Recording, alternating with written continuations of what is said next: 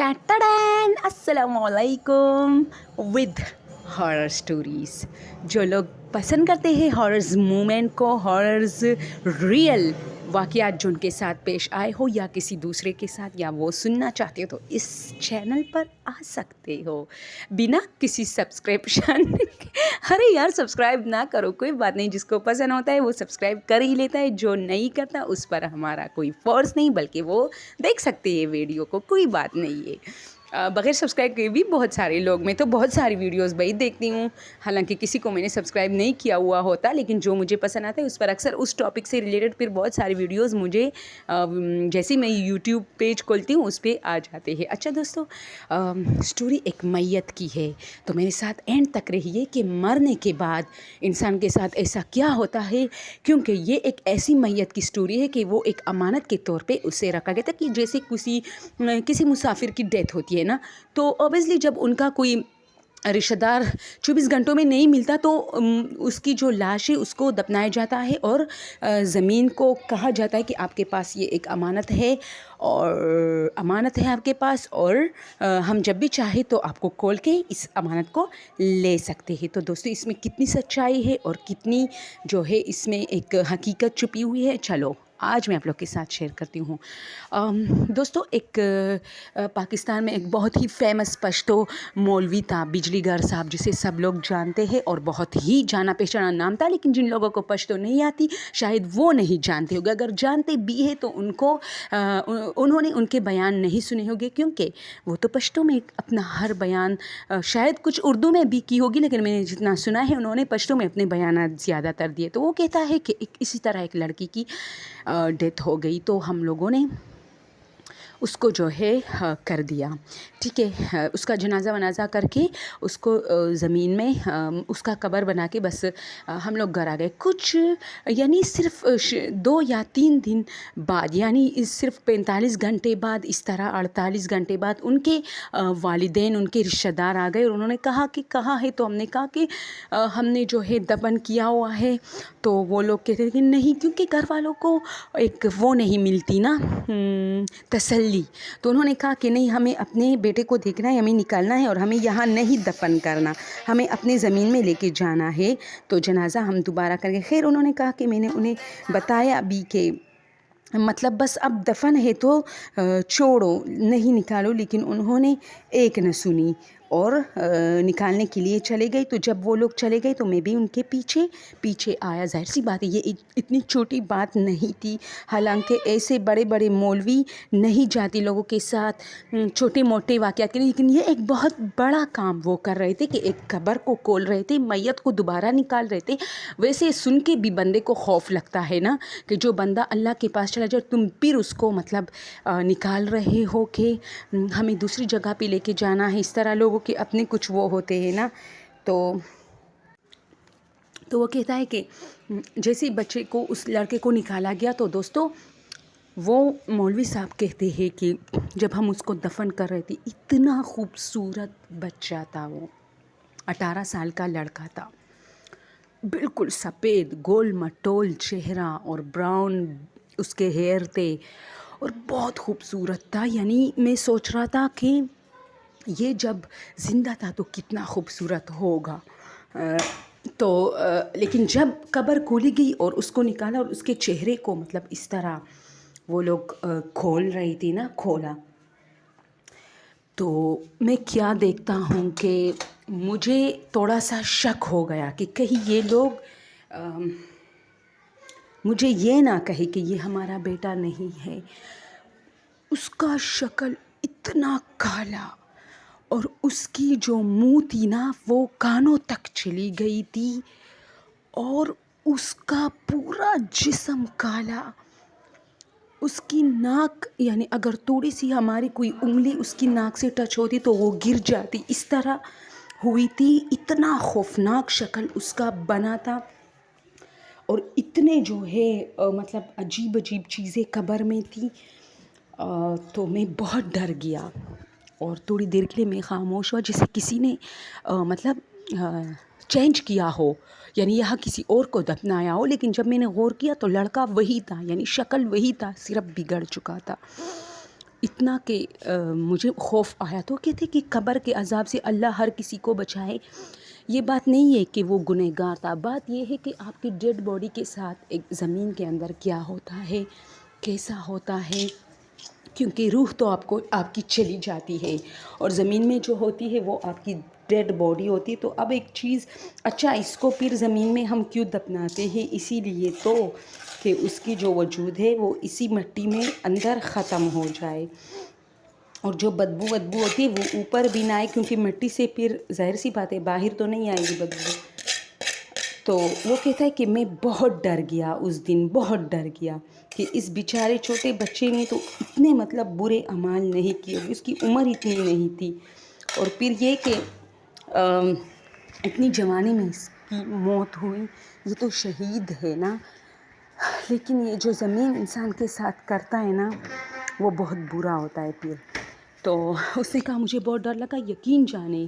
وہ کہتا ہے جب میں اپنے گھر آیا نا، شکر ہے کہ ان کے گھر والوں نے انہیں پہچانا، اور جب میں گھر آئی تو میں نے 3-4 دن تک روٹی نہیں کھائی. یعنی میں اتنا ڈرا کہ ہم مطلب زمین کے اندر کیا اس کے ساتھ ہوا ہوگا.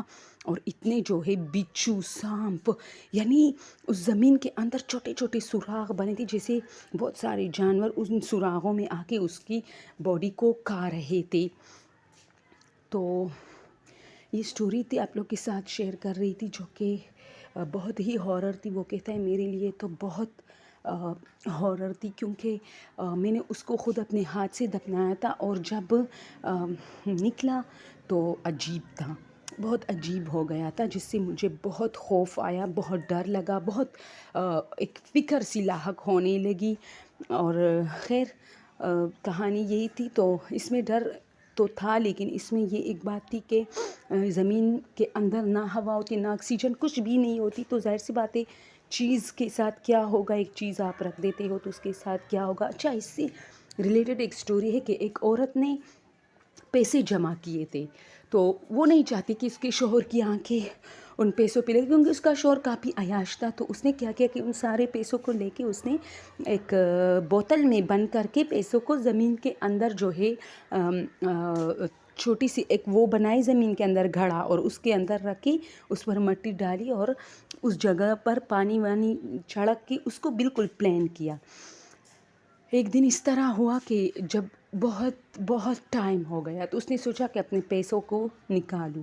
تو اس نے جب اپنے پیسوں کو نکالا نا تو وہ پیسے جو ہیں وہ تو مٹی میں تحلیل ہو چکے تھے، یعنی چھوٹے چھوٹے ذرات بن چکے تھے. اور وہ دھاڑے مار مار کے رونے لگی کہ ہائے میرے پیسے. تو اس سے ایک یہ مزاحیہ وہ یاد آ جاتا ہے کہ زمین کے اندر ہر چیز ختم ہو جاتی ہے.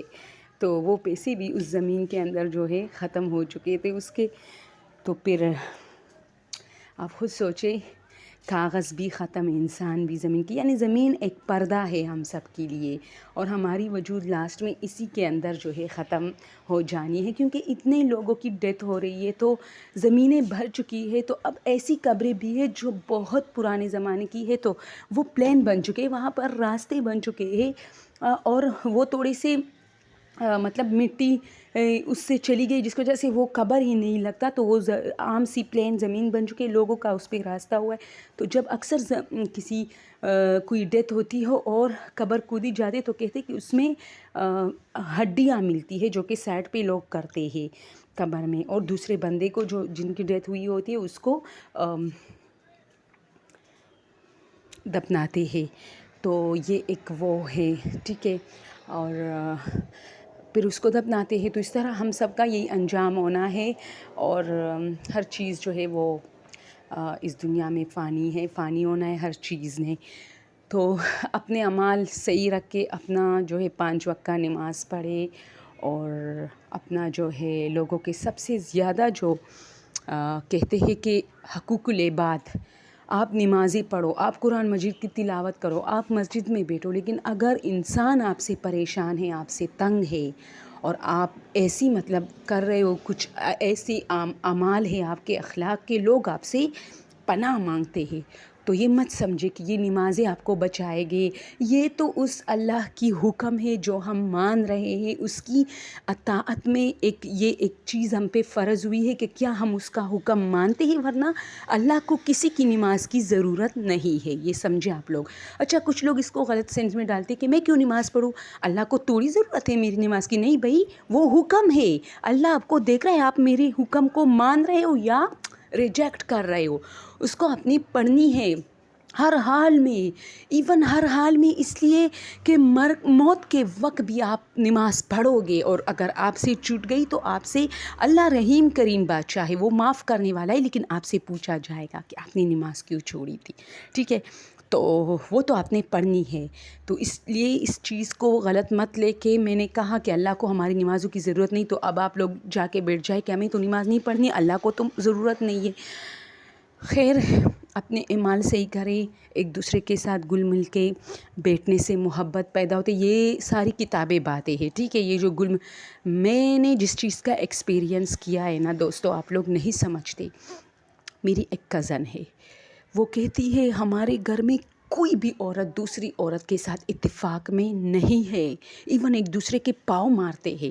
میں اس گھر میں چلی گئی. ٹھیک ہے، میں چلی گئی. پہلے تو میں سب سے پیار کرتی تھی، پھر آہستہ آہستہ یعنی ایک نئی نویلی دلہن کے ساتھ جب ایسے عجیب رویات مہینے کے اندر اندر شروع ہو جائے، پہلے تو ٹھیک ہے وہ مہمان ہے سب جو ہے ٹھیک رویہ کرے، پھر آہستہ آہستہ وہ اس گھر کی ایک فرد بن جاتی ہے، تو اس کے ساتھ عجیب عجیب رویے شروع ہو جاتے ہیں. ٹھیک ہے، تو اس نے کہا میں نے 1 سال کے اندر اندر یہ جانچ لیا کہ بھئی یہ لوگ تو، اور پھر میں بھی ان کی طرح ہو گئی. یعنی ہر بات پہ ہمارے گھر میں جھگڑا ہوتا تھا، جبکہ وہ ایک بہت ہی مذہبی گھرانے سے تھی وہ لڑکی. ٹھیک ہے دوستو، تو اس نے کہا کہ میں نے ایک عجیب رویے اور اخلاقیات کا سامنا کیا جس میں بچوں تک کو معاف نہیں کیا گیا تھا. ایسے رویے میں نے دیکھے.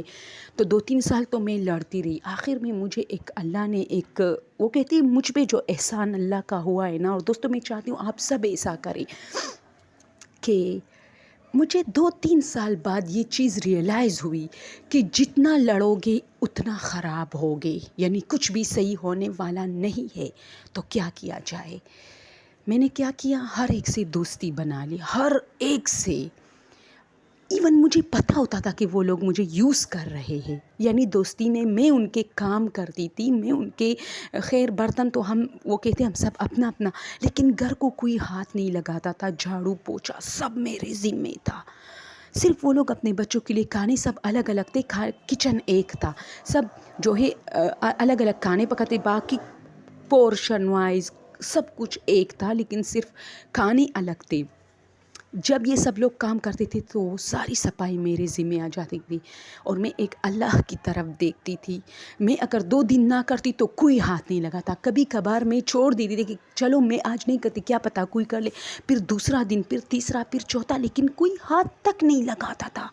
اور جب میں سب سے ہنسی بات تو سب ہنستے، اور جیسے ان لوگوں سے کوئی اچھے نہیں ہے. مجھے تو مطلب بیک میں پتہ چل جاتا تھا کہ یہ لوگ صرف میرے ساتھ جو ہنسی مذاق میں بات کرتے ہیں نا، یہ سمجھتے کہ ان کے ساتھ تعلق اچھا رہے گا تو یہ کام کرے گی. ذرا سوچے کتنے عجیب لوگوں سے ان کا واسطہ. تو اس نے کہا میں نے بھی، یعنی وہ لوگ مجھے نچاتے رہے، میں ان کو نچاتی رہی. یعنی میں نے بالکل ویسے ہی کیا جیسے وہ لوگ، ان کی جو فطرت تھی. یعنی وہ لوگ سارے جابس کرنے چلے جاتے تھے، سارا کام میرے ذمہ ہوتا، میں کرتے. پھر بھی وہ لوگ آتے تھے، بیٹھ جاتے تھے، میں ہنسی ان سے گپ شپ لگائے، وہ خوش ہوتے تھے. جھگڑے ختم. اور آہستہ آہستہ ٹائم لگا، 4-5 سال میں وہ لوگ اتنے اچھے ہو گئے. کیسے کہ ہر ایک کیا کہتا تھا جب کوئی دوسرے سے لڑتا، کہتا یار چھوڑو نا، بس تم اپنا کام کرو، میں اپنا، کیوں لڑتی ہو؟ وہ بھی تو اپنا کام کرتی ہے. یعنی میرے بارے میں پھر بھی ایسا کہتے تھے کہ وہ تو بھی کسی کے جو ہے انٹرفیئر نہیں کرتے، اپنا کام کرتے، اس لیے اسی سے میری دوستی ہے. یعنی سب کی دوستی اس ایک میری کزن سے ہوتی تھی، جبکہ سب آپس میں جو ہے بہت لڑتے تھے. تو آہستہ آہستہ سب میں وہ چیز شامل ہو گئی کہ اگنور کرنا سب نے شروع کیا. کیونکہ میری اس کزن نے کہا کہ یقین جانو میری خوشیوں کا راز وہ بن گیا. میرے ٹینشن ختم ہوئے جب میں نے ٹینشن لینا چھوڑ دیا. جب میں نے ان کے پیچھے چھوڑ دیا کہ چھوڑو، دفع کرو، ان لوگوں کو کوئی کام نہ کرے، میرا کچھ نہیں جاتا. تو یہ چیز ہے. اوکے، آج کے لیے یہ بس. اللہ کرے آپ سب اپنے اچھے اعمال پہ ثابت قدم رہے. Thank you so much.